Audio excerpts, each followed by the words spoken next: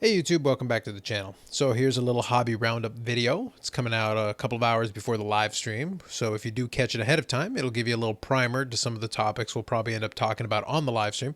I'll update the description on the live stream as well to mention that I do want to touch on some of these. The links to anything I'm going to talk about on this one are going to be included in the description like always. So you can always check it out and read it yourself if you are interested. Otherwise, I'll do a quick synopsis on a couple of these things, maybe give you a couple recommendations, and that's what it's going to be. I don't always do these videos, but it's a good opportunity when there's a couple different things where maybe or maybe not we're going to have an opportunity to go over it during the live stream itself. So it just depends because it is a little bit free flowing. So sometimes we have time and sometimes we don't.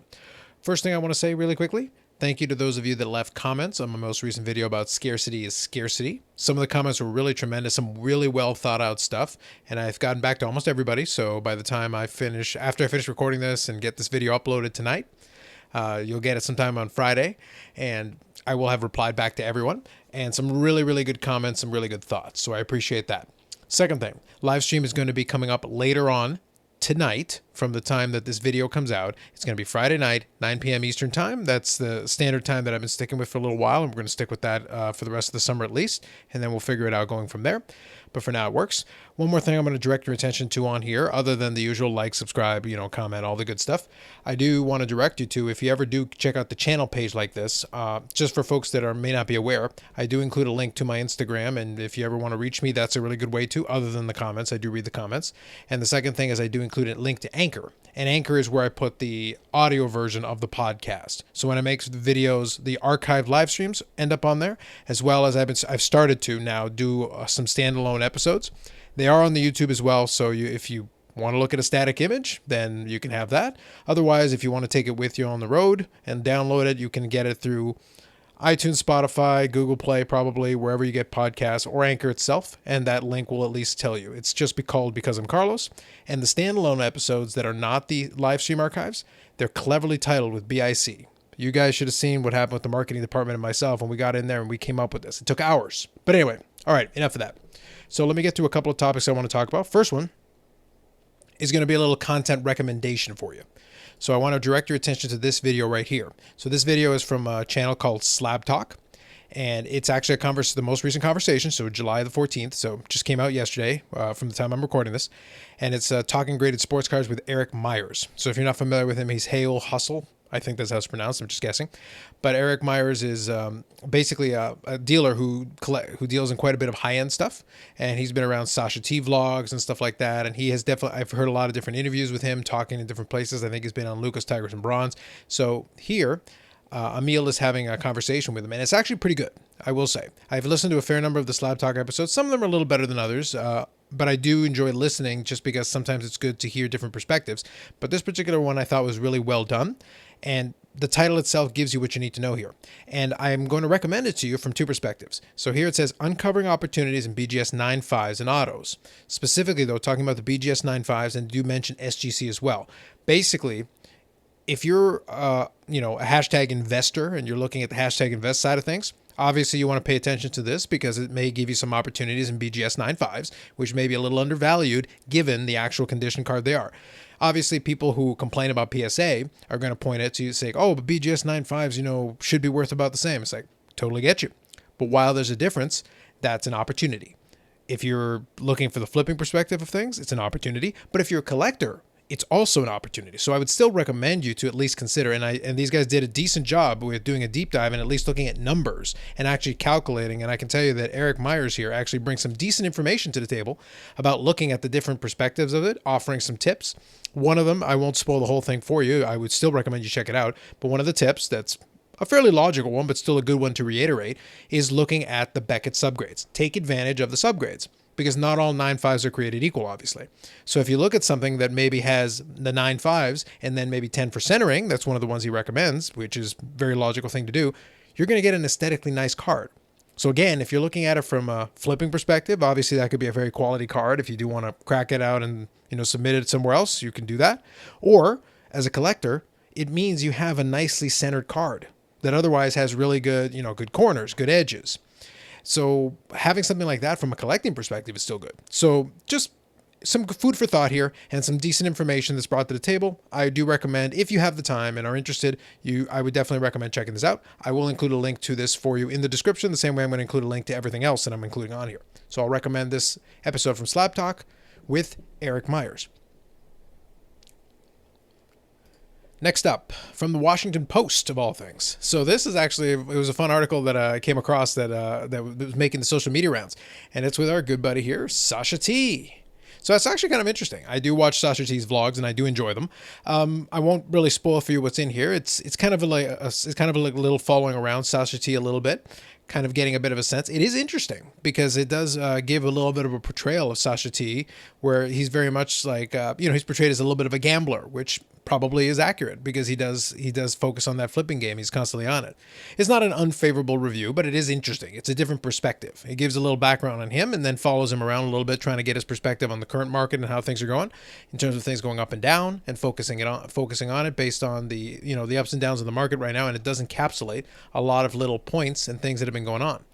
Speaking about how he basically built himself up. He started really only in 2019, which is kind of an impressive rise if you think about how far he's gotten in terms of the social media side of things. So you can see here, while in college in late 2019, it gives a little background on him, which is very interesting.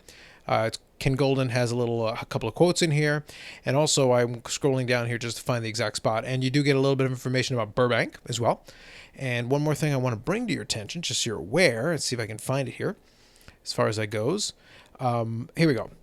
Andrew Eisman. I probably butchered that, and I do apologize. So that's Andy, a sports card investigator, who's been on the channel a couple of times here. So Andy does make it into the Washington Post article. So congrats to Andy, and congrats to Sasha T and everybody involved. It is an interesting little read if you are interested in it. Again, the link is in the description. Check it out for yourself if you have a little time and want to do some reading. Next up, let's look at this one here. So this is from Sports Collectors Daily. We got the report. A-Rod SPAC. Now, if any of you have been paying attention, SPACs have really got into it. All it means is included right here. Special Purpose Acquisitions Company. So A-Rod has one called Slam, formed by Alex Rodriguez. So they're in merger talks with the Panini Group in a deal that could value the combined entity at $3 billion or more. So potentially a pretty big deal. Still early times, because they do mention here, and they make abundantly clear, people with knowledge in the matter say due diligence is in progress and possible terms change or a deal isn't consummated yet. So just be aware of that. It is something that is on the radar, but nothing has really happened yet. But they're going through the process of trying to do it. It would be a big deal, obviously, if Panini, a big player in the sports card hobby, was to be moved. But it's just a continuation of different mergers and things. And obviously Topps was in a deal like this with another SPAC as well. And on day one, I don't expect any major changes, but it is still interesting when you do get change in management, because it does offer the potential of some changes in the way they go about their business. And obviously, as the hobby continues to evolve and as the licensing agreements, because these companies are only as good as their licensees, and Panini has some pretty good ones. So it's going to be very interesting to see if, number one, this comes to pass, and number two, what potential impact it could have. But it is very interesting, and it might be worth a little bit of discussion. We may talk about this on Friday evening a little bit more as well. But again, I'll leave the article for you if you do want to read up on it some more. It is very interesting. I'll kind of percolate on it a little bit more for a couple more hours, and then we'll get back to some thoughts on this. All right, last one here from Business Wire.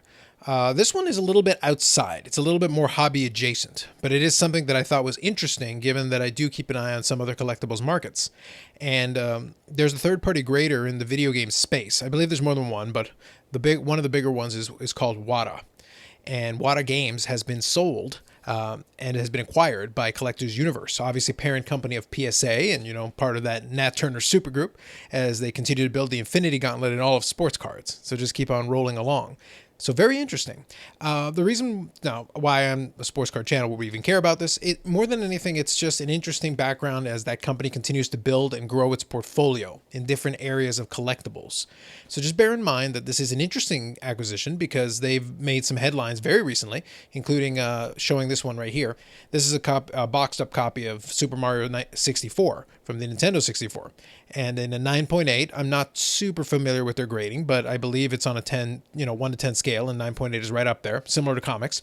So that one sold for $1.56 million. And a Legend of Zelda copy recently sold for $870,000, and I remember the Super Mario one, which sold for $660,000. So some really big, really big sales in these vintage video games, and in every single one of these, Well, I don't know if I call Super Mario 64 a vintage video game. I might be aging myself. I don't feel like it is. But nonetheless, the point is, for these quote unquote rare games, and going back to the scarcity conversation that we had already in the video this week, conditioned scarcity, we'll say. Because one thing you got to remember, Super Mario 64, I believe that was included with certain versions of the Nintendo 64 as a bundle game, and the Super Mario Brothers was definitely included in a bunch of versions of it as a bundle game. It was a launch title, so even though black box or not, it's hard to call it rare. But obviously, it's been enough time with the Super Mario Brothers that it's a little easier to think of attrition as potentially bringing it down. Legend of Zelda obviously is a major game in terms of video game fandom. So I do understand, it makes sense that there's 2 Mario games on here, and Legend of Zelda were just a big IP for Nintendo, so obviously huge games for them. I don't know if I would consider them necessarily super scarce, but obviously, nice condition. We're back to our scarcity conversation, like I said. So this is the condition scarcity, and obviously some people have been willing to pay pretty top dollar for it.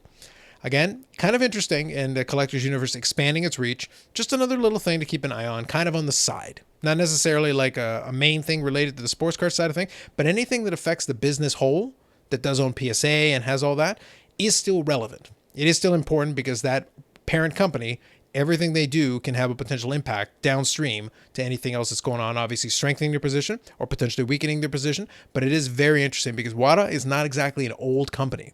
It wasn't founded that long ago. I want to say 2017, but don't quote me on that. I know it hasn't been that long, though, since that company was founded. And to be acquired by Collector's Universe is quite a feat and quite impressive by the person who founded WATA. So anyway, that's it. I didn't want to drag it on too long. Just wanted to talk about a couple of these topics for a couple of minutes and just lay the groundwork for some of the potential topics that we'll talk about on Friday evening. There may be more, obviously, that we can discuss, and anything that the chat brings up or anything that any of the guests and folks that we have on bring up, any of the panel discussions, are always going to be in play. But I want to leave it at this. First of all, do you enjoy the format? I don't really do the hobby roundup thing all the time, but I do like the idea of occasionally grabbing some of the more interesting headlines, if there are some, and maybe doing a little quick review prior to the live streams itself to give everybody a little primer. So let me know if that's something that would be interesting to you. You have to let me know. Otherwise, I'll do it here and there as I see fit. I felt there were enough stories this time around.